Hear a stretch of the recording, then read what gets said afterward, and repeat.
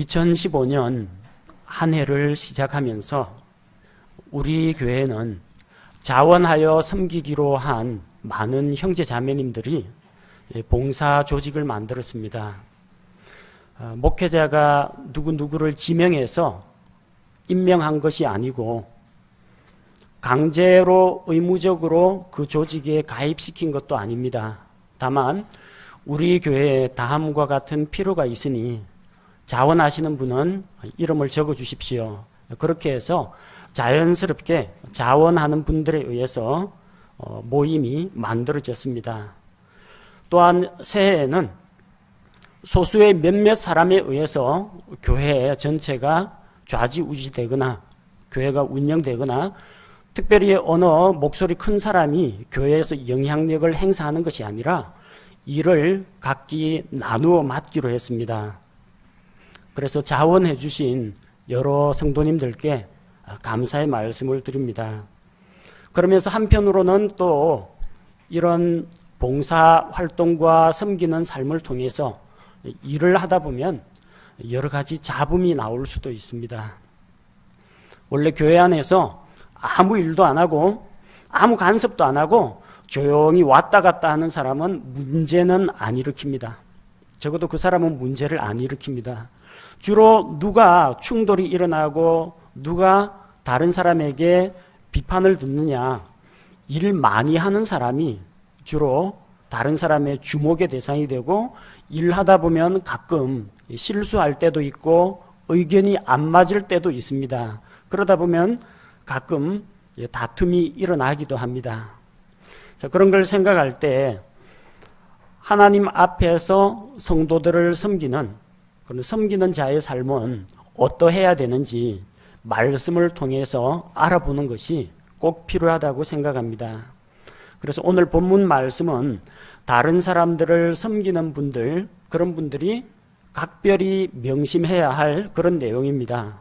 또한 비록 이런 봉사 조직에 가입은 하지 않았다고 할지라도 크고 작은 일에서 서로 성도들을 돌아보고 보살피고 섬기는 분들, 우리 모두가 관심을 갖고 귀를 기울여야 할 내용이라고 생각합니다. 섬김이란 무엇입니까? 다른 사람의 짐을 대신 져주는 것을 섬김이라고 합니다. 다른 사람이 가지고 있는 어떤 필요들을 자기가 채워주는 것을 섬김이라고 합니다. 우리는 누구를 섬겨야 할 것인지 또한 어떻게 섬겨야 할 것인지 본문 말씀 가운데 드러나 있습니다. 첫 번째, 우리가 짐을 지고 관심을 가지고 섬겨야 할 대상은 잘못에 빠진 자들입니다. 1절에 보니까 형제들아, 만일 어떤 사람이 잘못에 빠지거든 영적인 너희는 온유의 영으로 그러한 자를 회복시키고 내 자신을 살펴보아 너도 시험에 들지 않게 하라고 했습니다. 우리 모두는 연약한 사람들입니다. 목회자나 또 성도나 별 차이가 없습니다. 누구나 올무에 걸리거나 함정에 빠지거나 걸림돌에 걸려 넘어질 가능성이 있는 사람들입니다. 그래서 잘못에 빠질 가능성은 누구나 있습니다. 갈라디아서 5장 16절에서는 우리가 성령님 안에서 걸을 때 우리가 가지고 있는 육신의 욕심을 따라서 행하지 않게 된다고 했습니다. 그러나 그럼에도 불구하고 구원받고 성령님께서 그 마음 안에 내주하고 있는 형제 자매라고 할지라도 때로는 그렇게 살지 못하고 잘못에 빠지는 그런 경우가 있습니다. 구체적으로 19절에서 21절 말씀에는 육신의 행위들, 우리가 걸려 넘어질 수 있는 육신의 행위들이 나와 있습니다. 어떤 내용들이 있습니까? 이제 육신의 행위들은 명백하니 이것들이라 곧 간음과 음행과 부정함과 색욕과 우상숭배와 마술과 증오와 불화와 경쟁과 진노와 다툼과 폭동과 이단 파당과 시기와 살인과 술 취함과 흥청됨과 또 그와 같은 것들이라 이런 잘못들에 빠질 가능성이 있다는 겁니다. 만일 어떤 사람이 그런 잘못에 빠질 경우에 우리가 그 사람에 대해서도 그 사람을 우리가 돌보고 짐을 져줄 필요가 있다는 것입니다. 첫 번째로 우리가 섬겨야 할 대상은 연약한 자들, 넘어진 자들, 잘못에 빠진 자들입니다.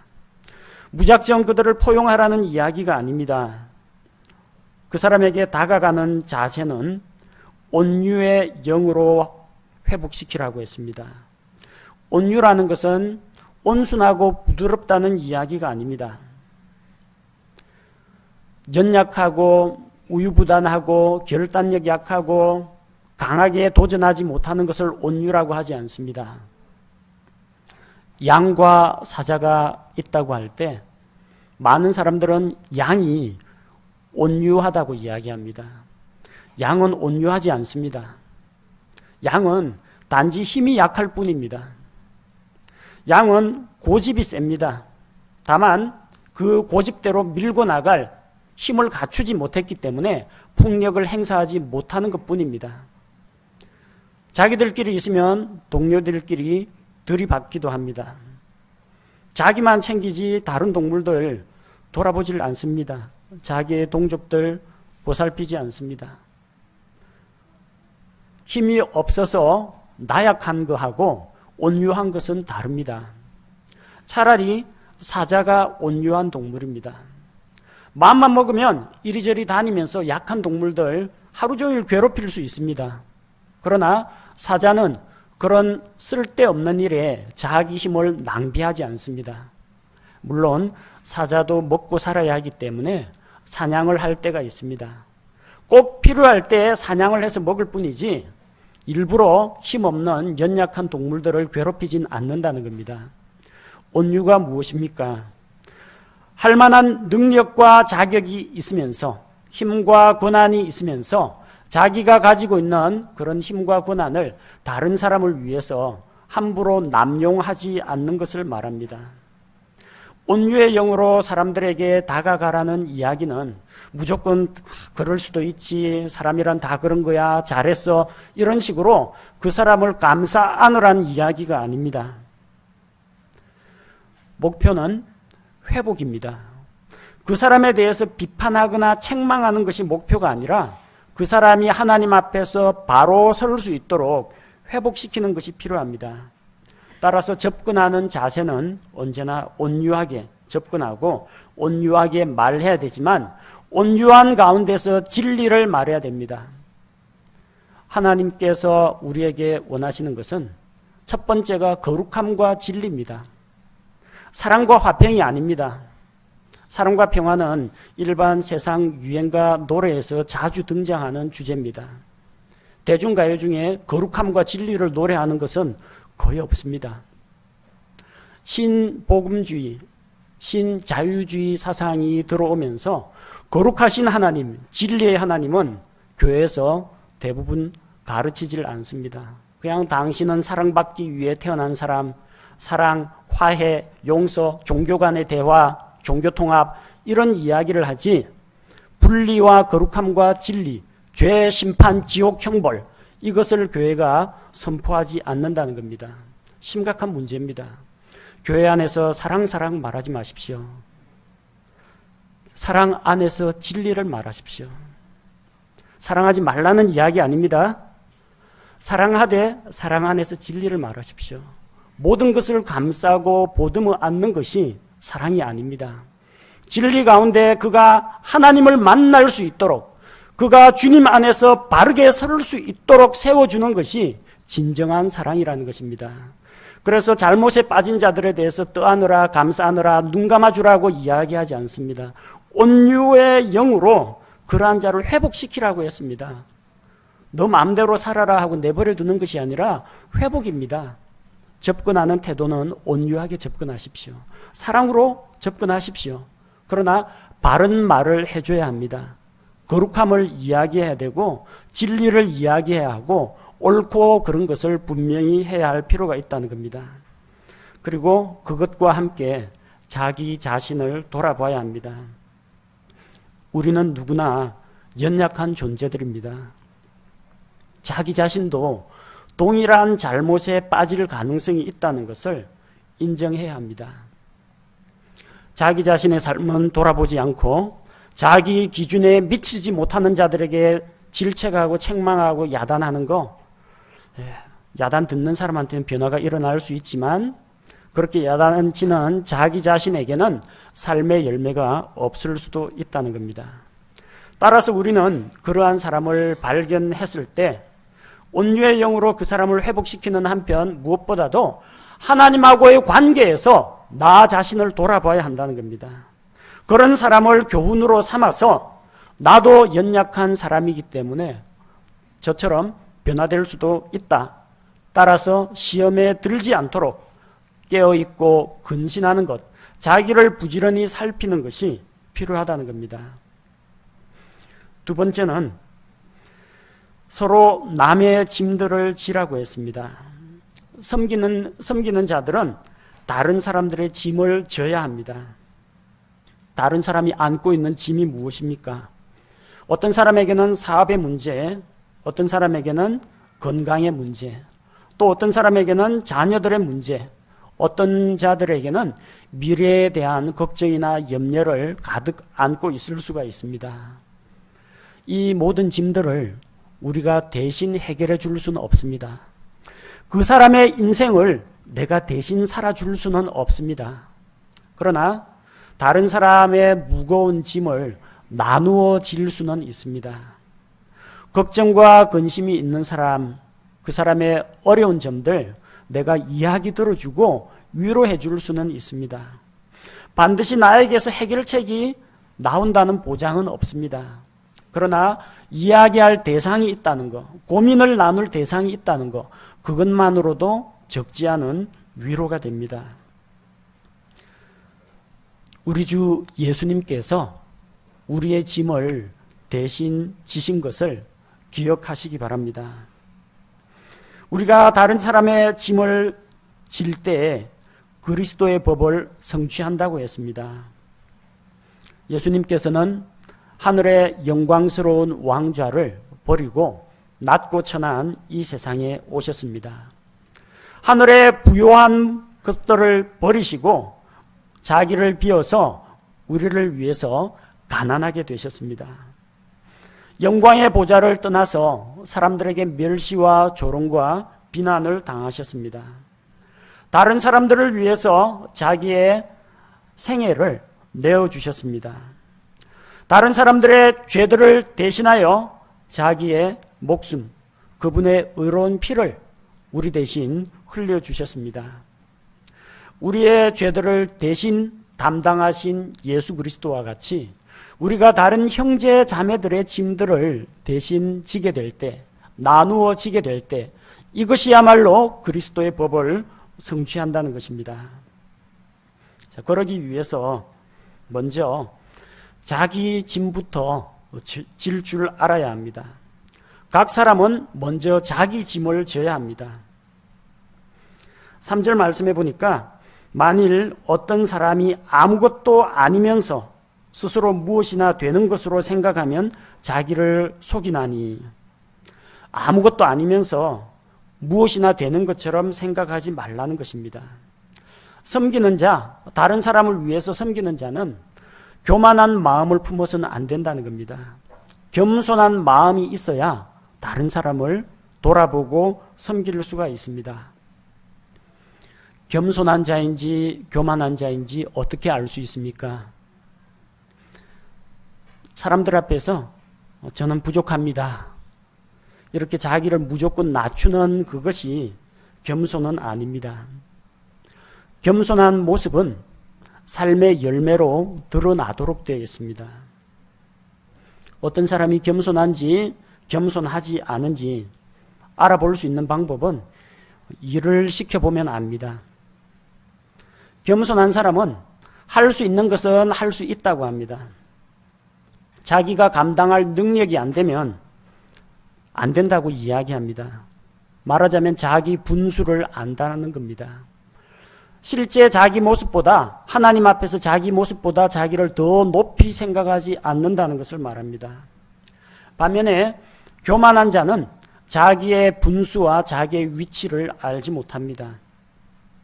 교만한 사람은 할 수 없는 것도 할 수 있다고 호언장담을 합니다. 그리고 나중에 힘들어합니다. 왜 나한테 이런 일을 맡겨가지고 내가 이 고생을 하는지 모르겠다. 내가 교회 안에서 맡은 일이 너무 많다. 힘들어 죽겠다고 나중에 불평을 합니다. 애초에 안 맡으면 되는데 감당할 수 없는 짐을 맡아놓고 나중에 자기 자랑을 하거나 불평이나 원망을 내쏟습니다. 교만한 사람입니다. 교만한 사람은 할 수 있는 것임에도 불구하고 여러 번 사양합니다. 이번에 교회에서 이런 일 좀 맡아주십시오. 주일학교 좀 맡아주십시오. 그러면은 저같이 부족한 사람이 뭘 하겠습니까? 자꾸 뺍니다. 밀당을 몇 번 해야 됩니다. 밀당을 하는 가운데 자기의 몸값이 계속 올라갑니다. 선생님이 아니면 해주실 분이 없습니다. 제발 부탁드립니다. 이런 이야기까지 나오면 마지 못해서 그러면은 기도해 보겠습니다. 보통 기도해 보겠습니다 하는 사람들 가운데 기도하는 사람이 그리 많지는 않습니다. 시간 여유를 좀 달라, 생각할 여유를 달라는 거죠. 그리고 못 이기는 척 응답을 합니다. 그러면은 그 일을 맡아준 것에 대해서 살해하고 감사하고 그로 인해서 자기 존재 가치가 드러난 것으로 그 사람은 만족합니다. 그 사람 하나님 앞에서 상 못 받습니다. 사람들 앞에서 영광을 취하고 자기 상을 이미 다 받은 사람입니다. 겸손한 사람은 자기 주제를 압니다. 내가 어느 것을 할 수 있고 어느 것을 할 수 없는지를 압니다. 또 내가 이렇게 많은 일은 다 감당하지 못하면 다른 사람에게 일을 나눠줍니다. 이게 좀 많은데 좀 도와달라, 다른 사람에게 일을 나누어 맡깁니다. 교만한 사람은 뭐든지 자기 혼자서 다 하려고 합니다. 다른 사람에게 맡기지 않고 마치 모든 것이 자기 손안에 들어 있어야만 마음의 안심이 됩니다. 그래서 자기 목소리를 내고 영향력을 행사하려고 합니다. 겸손한 자인지 아닌지 일을 시켜보면 표가 납니다. 두 번째는 일을 내려놓게 하면 표가 납니다.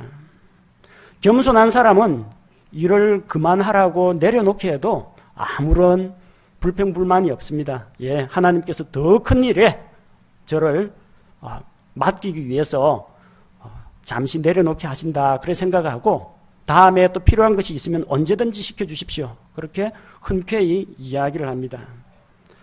일을 그만두게 하더라도 그 사람에게는 상처가 되지 않습니다. 왜? 자기 자랑하려고 한 일이 아니라 하나님의 일을 한다는 생각으로 했기 때문에 내려놓더라도 자기가 하던 일을 다른 사람이 맡더라도 아무런 문제가 일어나지 않습니다.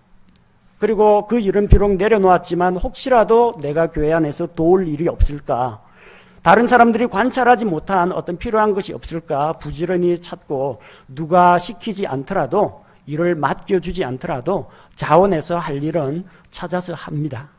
이런 분들은 겸손한 분들입니다. 반면에 교만한 사람들은 일을 그만두게 하면은 상실감에 빠집니다. 내가 이거밖에 안 되는가? 왜 나를 몰라주는가? 이런 것 때문에 자기의 가치나 존엄성이 손상을 받았다라고 해서 실망을 하거나 원망의 말을 내게 됩니다. 겸손한 자는 일을 시키거나 일을 내려놓게 하거나 마음의 평안이 깨어지지 않습니다. 왜냐하면 사람들한테 인정받으려고 한 것이 아니기 때문에 하나님 앞에서 자기가 자원하는 마음으로, 감사하는 마음으로 섬겼기 때문에 일을 맡아도 부담스러워하지 않고 일을 내려놓아도 실망에 빠지지 않는다는 겁니다. 겸손한 자와 교만한 자가 어디서 드러나느냐? 칭찬을 해보면 알 수가 있습니다.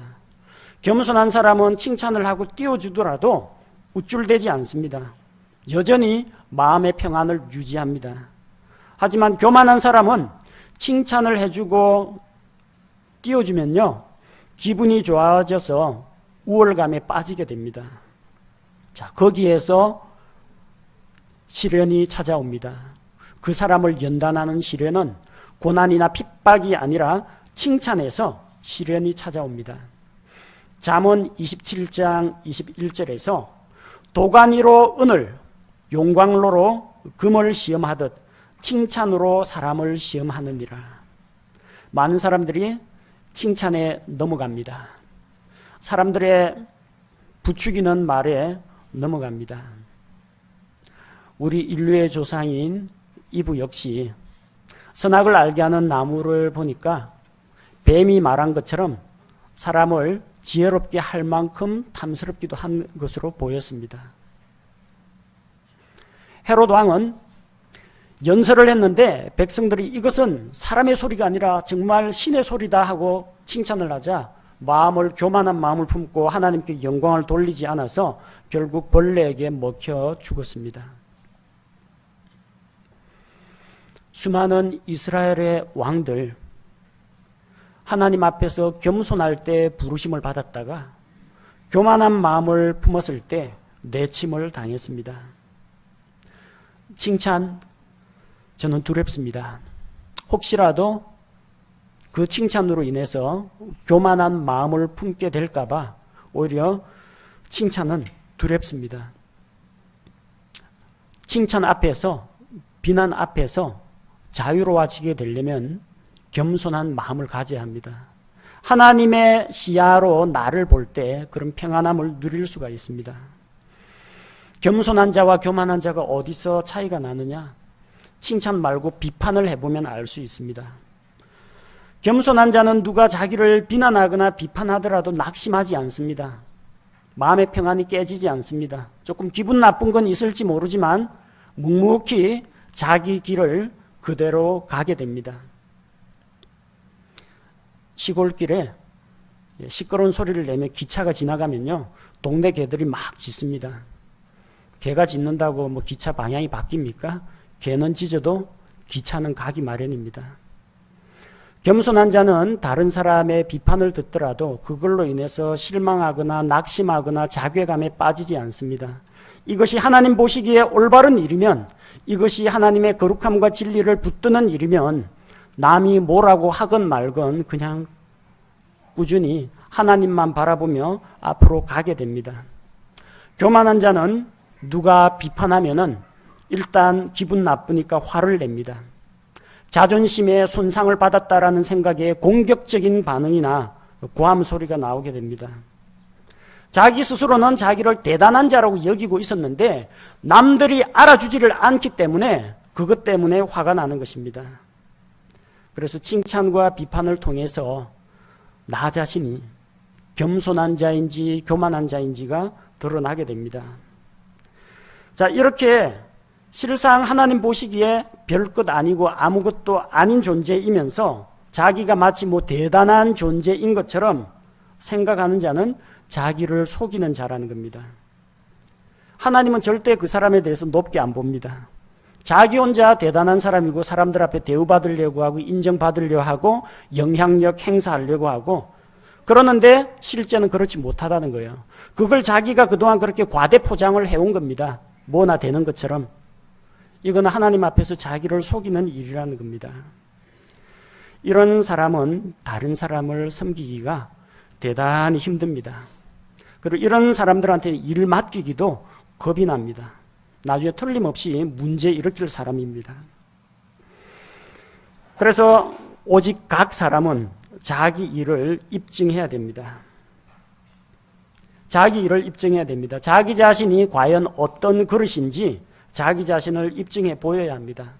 사람들 앞에서 정말로 가치 있고 쓸모 있는 존재인지 혹은 아무것도 아닌데 자기 자랑과 혼장담만 늘어놓는 사람인지 삶으로 입증해 보여야 합니다. 그 사람의 섬김의 삶으로, 섬기는 태도로, 섬김의 결과로 나타나는 열매로 증명해 보여야 됩니다. 자기 일을 통해서 자기가 어떤 수준인지 밖으로 드러내어서 증명해 보여야 됩니다. 그래서 자기가 과연 하나님 앞에 인정받을, 또 성도들에게 인정받을 만한 그런 존재라면은 그 사람은 다른 사람이 알아주지 않더라도 상관없습니다. 그 사람은 자기 안에서 기쁨을 누리는 자이기 때문입니다. 다른 사람의 칭찬이 없어도 서운하지 않습니다. 다른 사람이 비난하더라도 화가 나지 않습니다. 스스로 자기 안에서 자기의 가치를 발견하고 기쁨을 누리기 때문입니다. 다른 사람의 짐을 지기 원하는 자, 먼저 자기 짐을 져야 합니다. 5절 말씀과 같이 이는 각 사람이 자기 짐을 져야 할 것이기 때문이라. 자기 짐을 못 지는 자 참 괴롭습니다. 집안에 여러 아들이 있는데 다 키워놨는데 자기 앞가림을 못하는 아들이 있으면 얼마나 갑갑합니까?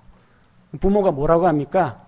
효도하고 부모 봉양하라는 이야기 안 할 테니까 빨리 너 앞가림이나 하라, 그렇게 이야기합니다. 왜? 그 사람이 그렇게 아무것도 못하고 무능하게 가만히 있으면 다른 사람한테 짐이 되기 때문입니다. 군대에서 천리 행군 이런 거 떠납니다. 그래서 도보로 먼 거리를 걸어가는 게 있습니다. 등에는 군장 메고 또 총도 들고 행군을 하는 겁니다. 부지런히 걷고 계속 걷습니다. 그런데 꼭 가다 보면은 몸이 허약해가지고 쓰러지는 사람이 나옵니다. 버려두고 갈 수는 없죠. 짐을 대신 져야 됩니다. 자, 소총 누가 받아 해가지고 제 동료가 그 사람 총까지 들어줍니다. 그 사람 등에 메고 있는 그 배낭, 군장, 누가 좀 덜 피곤한 사람 메라고 합니다. 그래서 한 사람은 또 옆에서 또 부축하고 또 갑니다. 나중에 그래도 힘들면 야 누가 업어 해가지고 업힙니다. 도대체 다른 사람에게 짐을 몇 개나 지우는 겁니까? 자기 앞가림 못하면 다른 사람에게 이런 부담을 주게 된다는 겁니다. 그래서 다른 사람에게 섬김을 베풀기 이전에 먼저 해결돼야 할 일이 자기 앞가림부터 하라는 겁니다. 각 사람이 자기 짐을 먼저 져야 합니다. 빌립보서 2장 4절 말씀에서도 각 사람이 자기 일들만 돌아보지 말고 각 사람이 남의 일들도 돌아보라고 했습니다. 자기 일들을 돌아보지 말라가 아닙니다. 잘못 읽으면 안 됩니다. 자기 일들만 돌아보지 말고 다른 사람의 일도 돌아보라고 했으니까 자기 일들은 당연히 돌아보라는 이야기입니다.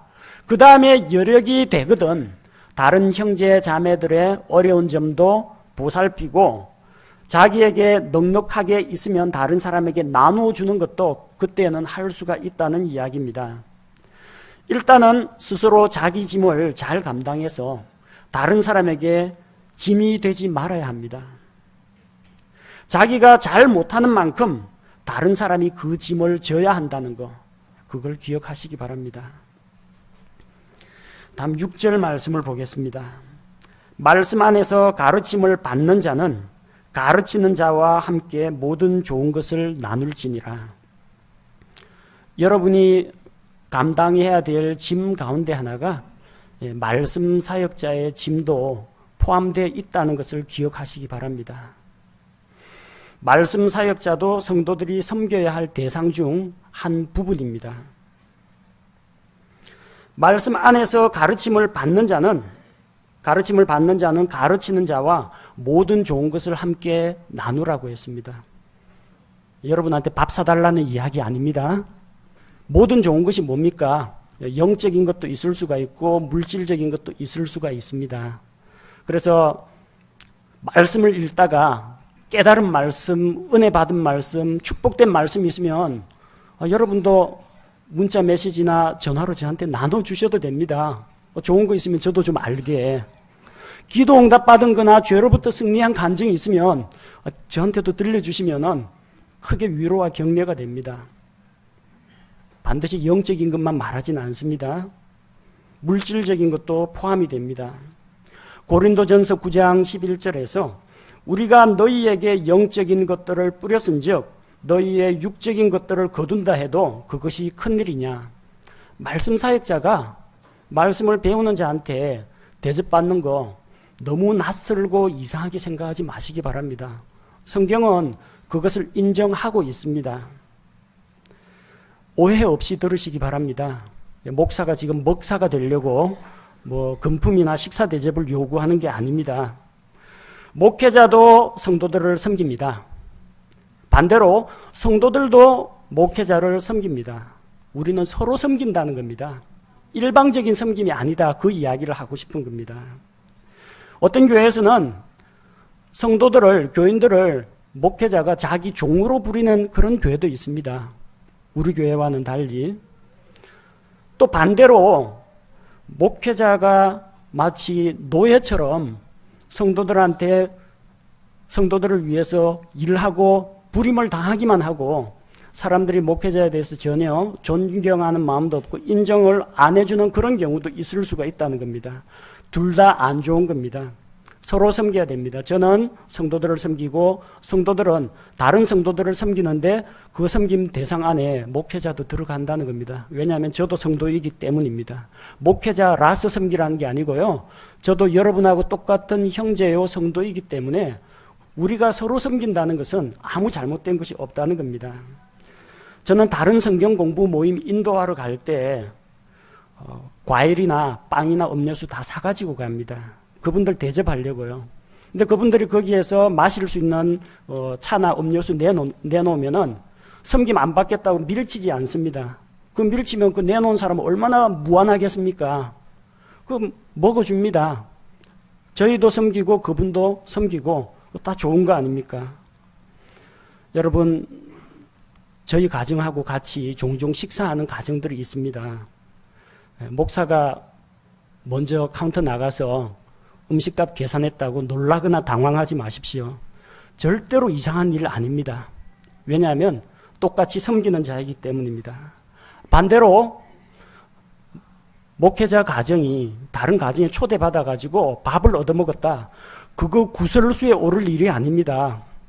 있을 수 있는 일입니다. 한 번은 우리가 밥을 사고 한 번은 우리가 대접을 받을 수도 있는 것이지 누군가는 계속 섬기고 대접을 하고 누군가는 계속 그 대접을 받기만 한다는 것은 잘못된 것이라는 겁니다. 서로 섬겨야 합니다. 그래서 말씀 사역자와 성도들 간에도 이런 섬김과 나눔이 있는 것이 좋습니다. 저는 여러분들에게 뭔가를 요구하거나 강요하지 않습니다. 그러나 적어도 다른 성도들이 목회자와 밥 먹는 거 가지고 이상하게 보지 말았으면 좋겠습니다. 또 목회자가 그 사람들 밥값 내주는 거 가지고 다른 교회에서는 안 하는 일이라고 신기하게 생각하지도 마시기 바랍니다. 왜냐하면 우리는 똑같은 성도들이고 성도들끼리는 서로가 서로를 섬기는 게 당연하기 때문입니다. 하나님 앞에서 올바른 동기로 행하시면 아무런 문제될 것이 없습니다. 7절 말씀해 보니까 속지 말라 하나님은 조롱당하지 아니하시나니 사람이 무엇을 심든지 또한 그것을 거두리라 이렇게 말하고 있습니다. 하나님 앞에서 심는 것입니다. 사람들 보기 좋으라고 사람들에게 인정받기 위해서 섬기고 대접하는 거 아닙니다. 사람들한테 칭찬 들으려고 교회 일하고 봉사하는 거 아닙니다. 하나님 앞에서 하는 겁니다. 하나님 앞에서 무엇인가를 심는 것이라는 겁니다. 하나님은 사람들에게 조롱당하지 않습니다. 섬기는 자들이 사람의 눈은 속일 수도 있습니다. 실제로는 그런 마음이 없는데 자기 자신의 명예와 체면과 이런 것 때문에 일하는 사람도 있을 수가 있지만 사람들은 속아 넘어갈지 모르지만 하나님은 속아 넘어가지 않는다는 겁니다. 하나님은 사람의 중심을 알고 계시기 때문에 그들의 위선과 가식에 속아 넘어가지 않습니다. 어떤 동기로 섬기는가? 왜 섬기는가? 그 섬김을 통해서 무엇을 얻고자 하는가? 하나님께서 다 알고 계십니다. 또한 알고 계신 하나님께서 다 거기에 따라서 합당한 보응을 해 주실 것입니다. 사람이 무엇을 심든지 심은 것을 거둔다고 했습니다. 자기 육신에게 심는 자, 육신으로부터 썩는 것을 거두게 될 것이요 성령에게 심는 자는 성령으로부터 영존하는 생명을 거둡니다. 콩 심은 데 콩 나고 팥 심은 데 팥 나게 됩니다. 이게 당연한 자연의 법칙입니다. 이 세상에 헛된 것을 따라서 심는 자는 썩어 없어질 것을 거두게 됩니다.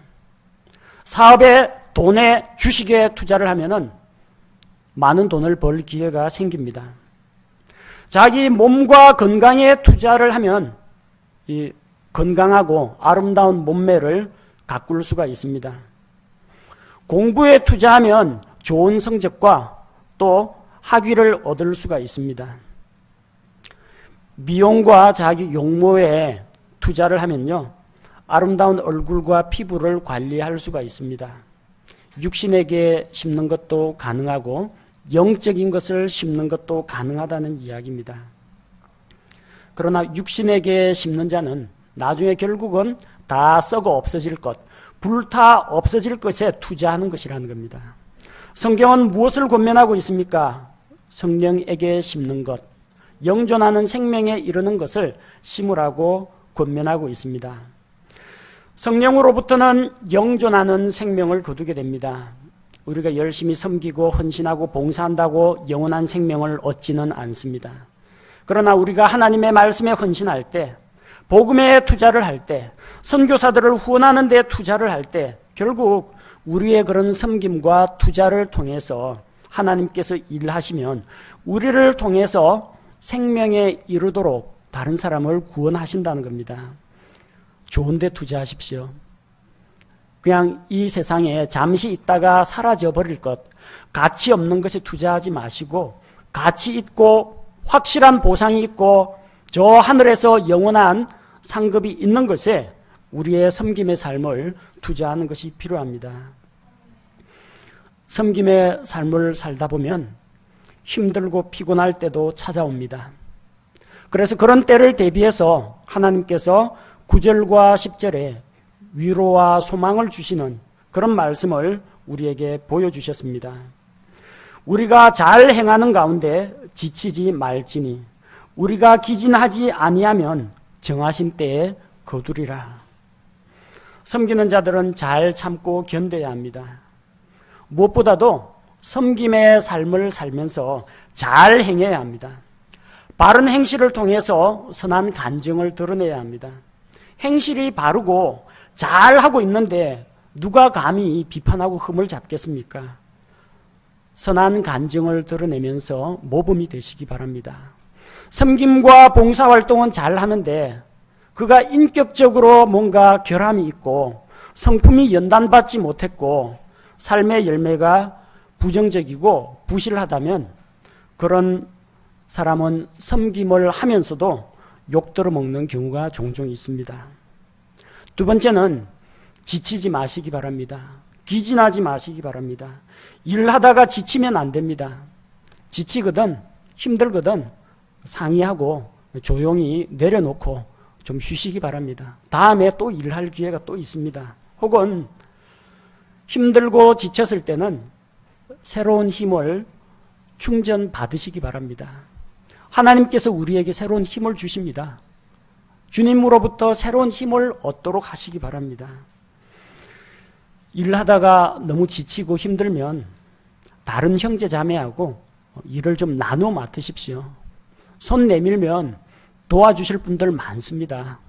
그래서 이건 절대 부끄러운 일이 아닙니다. 또 내가 해야 될 이 일거리를 다른 사람에게 뺏겼다 그렇게 생각해서도 안 됩니다.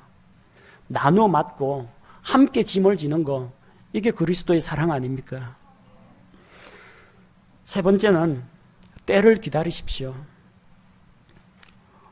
정하신 때에 거둔다고 했습니다. 우리가 기진하고 지치고 실망하지 않으면은 정하신 때, 하나님께서 정하신 때에 거둔다고 했습니다. 농사를 지어보신 분 잘 아시겠지만 1년에 한 번 있는 수확을 바라보고 그 여름의 땡볕과 폭우와 거센 바람과 이런 거 다 극복하고 참고 기다리지 않습니까? 정해진 때가 되면 열매가 나타납니다. 열심히 섬겼는데 변화가 없더라. 내가 보살피고 도와줬는데 아는 척도 안 하더라. 낙심하지 마십시오. 내가 열심히 말씀을 전했는데 이 사람이 아직 복음을 안 받아들였다. 말씀으로 책망하고 권면을 했는데 삶이 안 변화된다. 변화가 없다. 오래 참고 기다리십시오. 우리야말로 하나님의 인내 덕분에 아직도 살아있는 사람들입니다. 죄인들에 대해서 오래 참고 기다리시는 하나님의 인내, 그 인내를 우리가 배워야겠습니다. 기억하십시오. 섬김의 삶을 하면서 선한 간증을 드러내고 잘 행하십시오. 피곤하거나 지치지 않도록 하십시오. 그리고 열매 맺는 때를 바라보면서 소망 가운데에서 기다리시기 바랍니다. 10절 말씀에 그래서 우리가 그런 열매를 바란다면 그러므로 우리는 기회 있는 대로 모든 사람에게 선을 행하되 특히 믿음의 집안에 속한 자들에게 할지니라. 모든 사람들에게라고 했습니다. 우리 섬김의 대상은 모든 사람이라고 나와 있습니다. 기회가 되는 대로 모든 사람들을 섬겨야 합니다.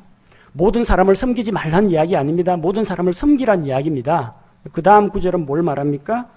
특히, 특별히 모든 사람을 섬기는데 특별히 믿음의 집안에 속한 자들에게 할지니라. 모든 사람 섬기지 말라는 이야기가 아니고요. 우선순위 이야기입니다. 모든 사람을 섬기는 건 당연한 이야기인데 그 가운데서 특별히 신경 써야 할 부분이 믿음의 가정들입니다. 교회가 저 가난하고 불우한 주변 이웃들에게 뭐 쌀도 나눠주고 뭐 이렇게 생활비도 공급해주고 라면도 사다주고 좋은 일입니다. 필요하다고 생각합니다. 멀리 있는 저 오지에 나가 있는 선교사님들을 위해서 후원금 보내고 또 필요한 것들을 위해서 우리의 기도를 보태고 또 필요한 후원금을 보내는 거 다 좋은 일입니다. 다 좋습니다. 모든 사람을 대상으로.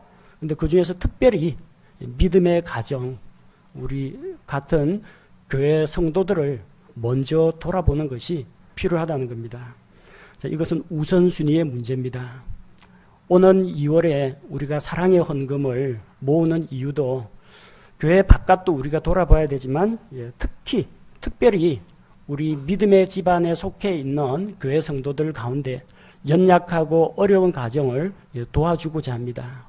여러분이 형제 자매의 사랑으로 그리스도의 사랑으로 베풀기를 원하신다면 이 사랑의 헌금에 많이 참여해 주시면 좋겠습니다. 오늘 함께 나눈 말씀은 섬기는 자의 삶에 대한 말씀입니다. 2015년 한 해도 우리 성도들이 서로 섬기는 삶을 살아가기를 원합니다.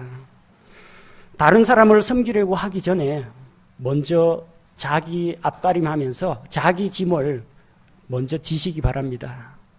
되도록이면 자기 짐을 먼저 지고 힘들 때는 나눠지자고 하셔도 괜찮습니다. 그 다음에 다른 사람을 돌아보시기 바랍니다. 섬김은 서로 섬기는 겁니다. 어느 한 사람이 일방적으로 섬기는 건 아닙니다. 저는 여러 성도님들을 섬깁니다. 또 여러 성도님들이 저를 섬길 때 구태여 사양하거나 거절하지는 않겠습니다. 피차 서로 섬겨 나가는 모습이 하나님 보시기에 아름답다고 생각합니다. 무엇보다도 그 마음의 중심, 태도, 동기가 올바라야 합니다. 하나님 앞에서 겸손한 마음을 가지시기 바랍니다. 하나님의 시야로 나를 볼 수 있는 그런 지혜를 얻으시기 바랍니다.